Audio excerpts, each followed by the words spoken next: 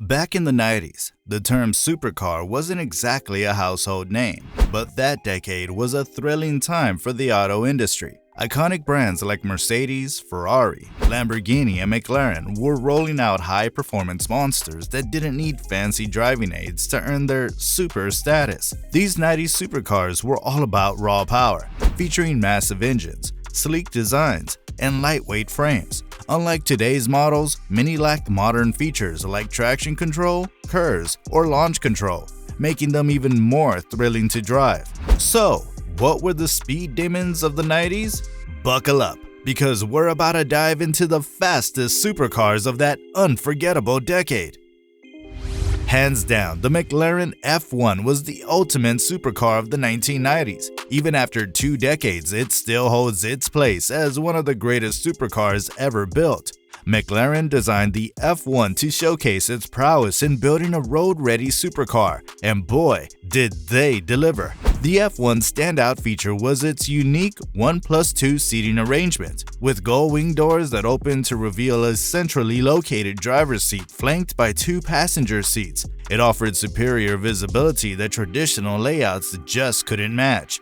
The interior was crafted with a Formula One-style carbon safety cell, adding to its allure. Under the hood, the McLaren F1 packed a 6.1-liter V12 engine, pumping out an impressive 627 horsepower and 480 pound-feet of torque.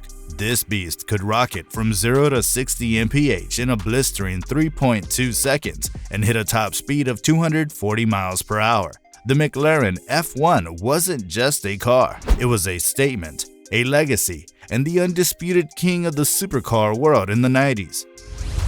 In the mid-90s, the Jaguar XJ220 was hailed as the fastest production car on the planet.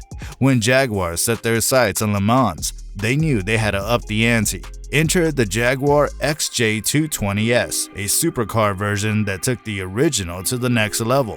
While the standard XJ220 already had a lightweight aluminum body, the XJ220S shed even more weight by swapping nearly every panel, except the doors, for carbon fiber.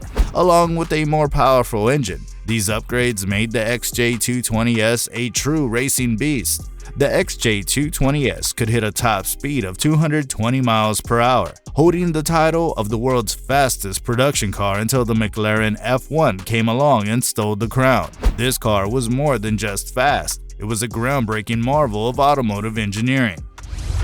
Sure, the Ferrari F40 debuted in 1987, but it left a lasting mark that its impact stretched well into the 90s. This car is considered the holy grail of Ferraris for many reasons. It captured the essence of Ferrari with its fierce 2.9-liter twin-turbo V8 engine, cranking out 472 horsepower and 426 pound-feet of torque. Its top speed, a blistering 228 miles per hour. The F40 wasn't just a car, it was a legend, spawning countless versions over the years. Listing them all here would be impossible, but each one added to its iconic status. Even though its 0 to 60 mph time of 4.5 seconds might seem modest by today's standards, don't be fooled. This car was a beast in its prime and it still commands respect today.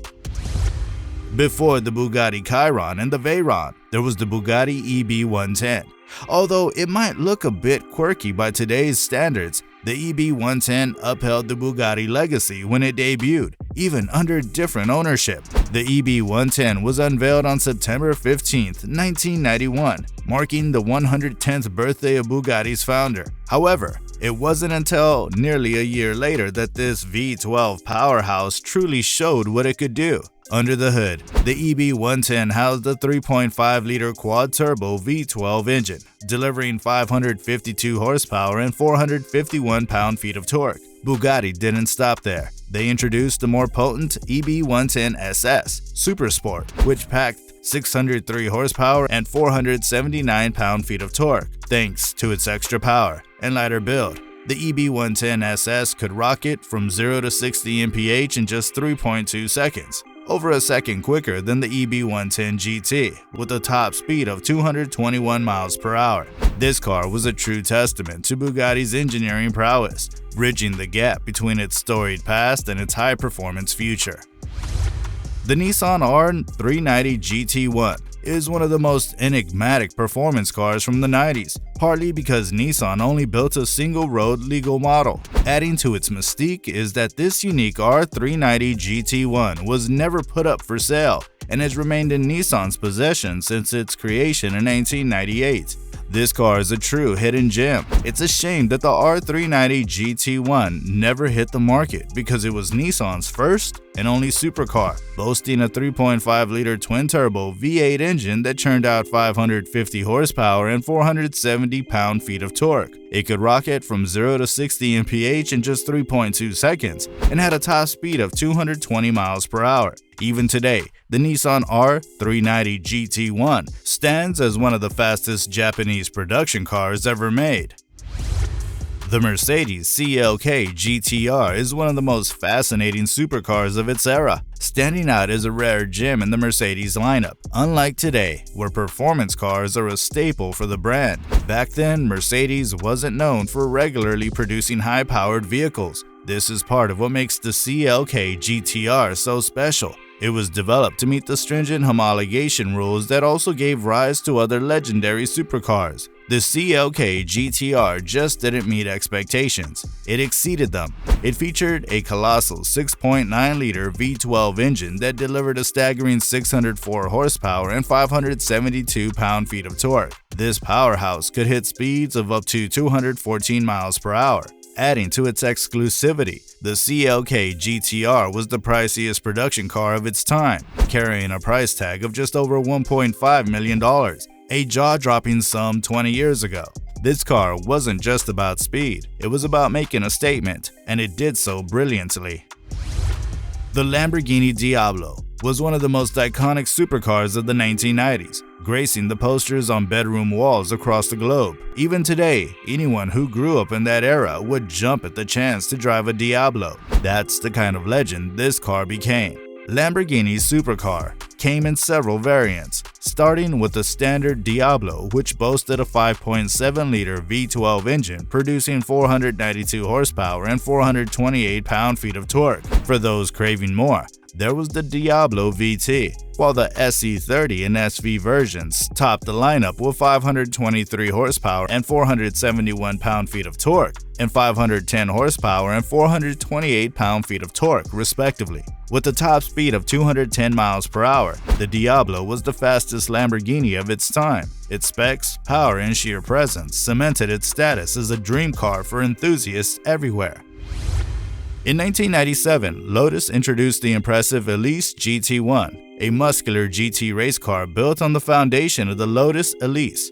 With its ultralight aluminum chassis and carbon fiber body, the Elise GT1 was a true marvel of engineering. Its road version boasted a 3.5-liter twin-turbocharged V8 engine, pushing it to a top speed of 199 miles per hour. Designed primarily for the FIA GT Championship, the racing version of the Elise GT1 was engineered for high performance on the track. However, despite its advanced design and engineering, it didn't achieve significant success in competition.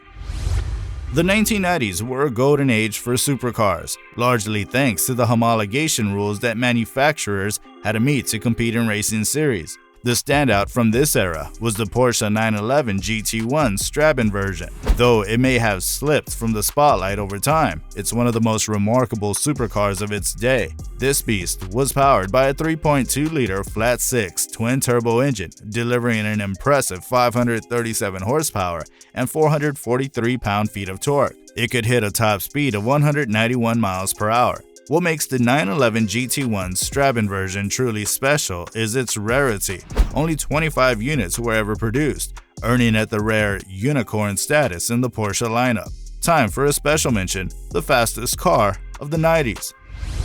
The Lotus C1000 deserves a special shout-out as the fastest car of the 1990s. Built in 1995 to fulfill the dream of a wealthy car enthusiast from the United Arab Emirates, this car was designed with no expense spared, costing over $2.2 million to produce. Mercedes-Benz and Lotus teamed up for this project, with Mercedes handling the powertrain and Lotus designing the body. The C in C1000 stands for carbon fiber, highlighting its lightweight construction, and the 1000 signifies its jaw-dropping 1000 horsepower. Under the hood, the C1000 features a 5.6-liter twin-turbocharged V8 Mercedes engine. What's more, it runs on a mix of unleaded gas and aviation fuel, adding to its unique appeal.